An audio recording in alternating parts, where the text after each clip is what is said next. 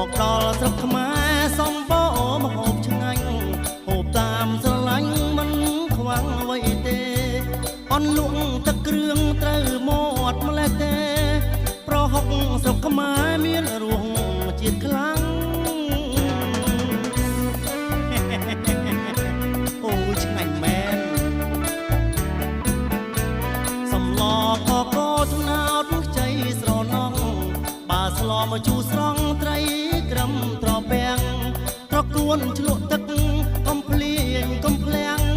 ត្រីរងត្រីអាំងផ្ទាប់នឹងរាំងទឹកចាប់មាត់មែនរត់ទៅចំរោតសំបោទឹកខ្នោតជូរផឹកទៅយូរមកហូបក្លែមខ្ញុំនឹកកូនក្តាមកង្កែបបោកមាន